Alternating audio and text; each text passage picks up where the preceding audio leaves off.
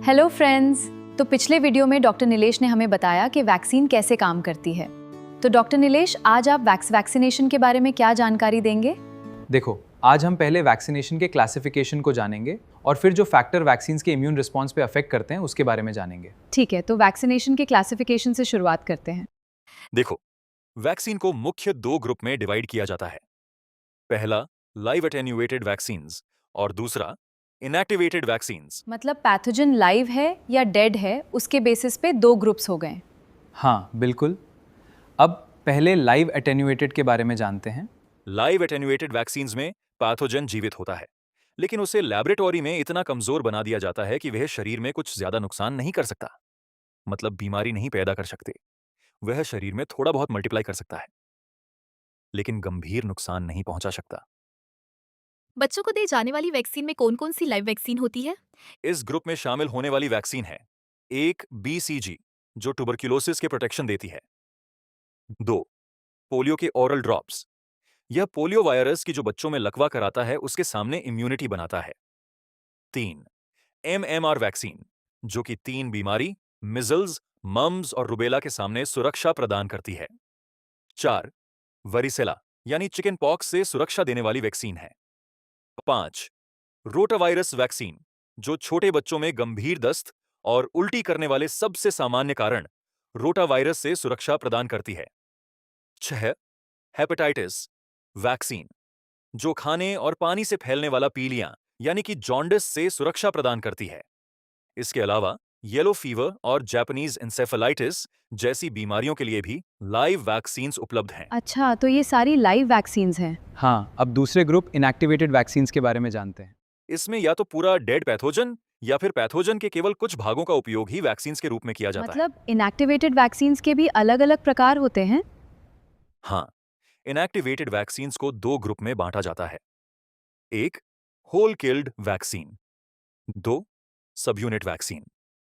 सबसे पहले समझते हैं होल किल्ड वैक्सीन्स को। इसमें पूरा पैथोजन मौजूद होता है, लेकिन वह मृत होता है, इसीलिए वह मल्टीप्लाई नहीं हो सकता और बीमारी भी पैदा नहीं कर सकता। इस ग्रुप में शामिल होने वाली वैक्सीन है एक रेबीज वैक्सीन्स, जो कुत्ते के काटने से फैलने वाले रोग में काम करती है। दो पोलियो की किल्ड वैक्सीन, जिसे IPV यानी इनएक्टिवेटेड पोलियो वैक्सीन भी कहते हैं। 3 हेपेटाइटिस ए की killed vaccine. 4 whole cell pertussis vaccine, जो कि काली खांसी यानी वूपिंग कॉफ के सामने इम्यूनिटी बनाती है। पर्टुसिस वैक्सीन DPT या फिर पेंटावेलेंट वैक्सीन का भाग होती है। तो ये सब होल किल्ड वैक्सीन के उदाहरण हैं। इसमें हेपेटाइटिस ए के लिए लाइव एटेन्यूएटेड और किल्ड। हाँ, कुछ पैथोजन के लिए एक से ज़्यादा तरह की वैक्सीन अवेलेबल हैं। हेपेटाइटिस ए की तरह जापानीज एंसेफ्लाइटिस की भी लाइव और वैक्सीन आती है। ओके, लाइव और किल्ड वैक्सीन तो समझ में आ गया। अब ये सबयूनिट वैक्सीन क्या है? जैसे हमने बात की, उस तरह इन वैक्सीन्स में पूरा पैथोजन नहीं होता। उसके केवल कुछ महत्वपूर्ण भाग ही होते हैं, जिसे एंटीजन कहते हैं। मतलब इम्यून सिस्टम को पूरा पैथोजेंस दिखाने की आवश्यकता नहीं होती। देखो, कई बार पैथोजन का केवल एक छोटा भाग यानी केवल एंटीजन भी इम्यून सिस्टम को ट्रेनिंग देने के लिए पर्याप्त होता है। और वही एंटीजन के आधार पर ही सब यूनिट वैक्सीन्स को फिर से छोटे ग्रुप्स में बांटा जाता है, जैसे कि 1 protein vaccine, 2 polysaccharide vaccine, 3 conjugated vaccine, 4 toxoid vaccine. अब ये सब ग्रुप्स में कौन कौन सी वैक्सीन आती है? हाँ, एक एक करके जानते हैं। पहला ग्रुप है प्रोटीन वैक्सीन्स का। इन वैक्सीन्स में एंटीजन के रूप में प्रोटीन के मॉलिक्यूल्स होते हैं। इसके एग्जाम्पल हैं 1 हेपेटाइटिस बी वैक्सीन, जो खून से फैलने वाले हेपेटाइटिस और उससे होने वाले जॉन्डिस से सुरक्षा प्रदान करती है। 2 पर्टुसिस पैथोजन की सब यूनिट वैक्सीन, जिसे सेलुलर पर्टुसिस वैक्सीन कहते हैं। 3 इन्फ्लुएंजा वैक्सीन, जो सीजनल फ्लू के सामने इम्यूनिटी बनाती है। 4 HPV वैक्सीन, ये वैक्सीन ह्यूमन पैपिलोमा वायरस के लिए है, जो सर्वाइकल कैंसर करता है उसके सामने मददगार रहती है। तो ये था है प्रोटीन वैक्सीन का ग्रुप। ओके, तो पर्टासिस यानी कि काली खांसी के लिए भी दो तरह। होल किल्ड और प्रोटीन एंटीजन की वैक्सीन होती है। हाँ, अब आते हैं सब यूनिट के दूसरे प्रकार पर, जो है पॉलीसैकेराइड वैक्सीन्स।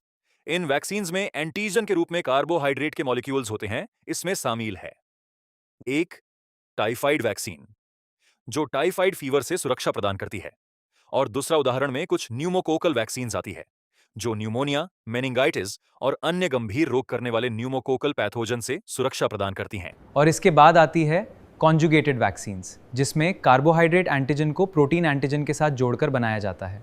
ओके, पर ऐसा क्यों किया जाता है? क्योंकि अकेला कार्बोहाइड्रेट एंटीजन इम्यून सिस्टम में सिमिट रिस्पॉन्स ही उत्पन्न कर पाता है। जब उसे प्रोटीन के साथ जोड़ा जाता है तो इम्यून रिस्पॉन्स अधिक मजबूत बनता है, जिसके बारे में हम आगे जानेंगे। और कौन-कौन सी वैक्सीन ऐसी है? इस ग्रुप में आने वाली वैक्सीन है एक HIV वैक्सीन, जो हेमफाइलस इन्फ्लुएंजा टाइप बी से सुरक्षा करती है। यह पैथोजन गंभीर मेनिंगाइटिस, न्यूमोनिया और अन्य रोग पैदा करता है। उसके अलावा न्यूमोकॉकल और टाइफॉइड की भी कॉन्जुगेटेड वैक्सीन होती है। ओके, ये कॉन्जुगेटेड वैक्सीन कुछ इंटरेस्टिंग लग रहा है। अब आखिरी ग्रुप कौन सा कहा था? आखिरी प्रकार है टॉक्सॉइड वैक्सीन्स। इन वैक्सीन्स में पैथोजन द्वारा बनाए गए टॉक्सिन्स के इनएक्टिवेटेड यानी निष्क्रिय फॉर्म का उपयोग किया जाता है। ये टॉक्सिन क्या है? टॉक्सिन एक प्रकार का पॉइजनस प्रोटीन होता है। कई बीमारियों में मुख्य नुकसान पैथोजन से नहीं, बल्कि उसके टॉक्सिन्स से होता है। इसलिए टॉक्सॉइड वैक्सीन शरीर को टॉक्सिन्स के खिलाफ सुरक्षा करना सिखाती है। इस ग्रुप में 2 वैक्सीन्स हैं। एक टेटनस वैक्सीन, जो टेटनस की बीमारी के सामने सुरक्षा प्रदान करती है, और 2 डिप्थीरिया की वैक्सीन, जो गले में गंभीर इन्फेक्शन और सांस लेने में कठिनाई पैदा करने वाले पैथोजन डिप्थीरिया के सामने इम्यूनिटी बनाती है, जो कि डीपीटी या फिर पेंटावेंटल वैक्सीन का भाग होती है। तो इस तरह वैक्सीन को अलग अलग ग्रुप में बांटा जाता। इसके अलावा कुछ वैक्सीन डीएनए और आरएनए के एंटीजन के पार्ट से भी बनती है, जैसे कि कोविड वैक्सीन्स। ठीक है, तो अब हमने वैक्सीन्स के क्लासिफिकेशंस को समझ लिया। एंटीजन के नेचर पे रहता है, लेकिन अब ये सभी वैक्सीन्स का शरीर में इम्यून रिस्पॉन्स कैसा होगा? हाँ, ये एक बहुत महत्वपूर्ण विषय है। डिफरेंट टाइप्स की वैक्सीन्स शरीर में अलग अलग प्रकार का इम्यून रिस्पॉन्स जनरेट करती हैं, और इसके पीछे कई फैक्टर्स जिम्मेदार होते हैं।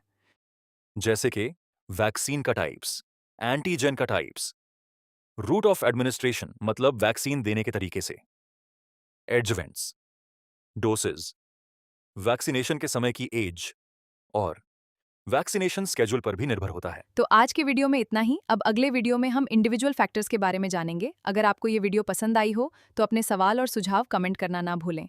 थैंक यू, फिर मिले अगले वीडियो में।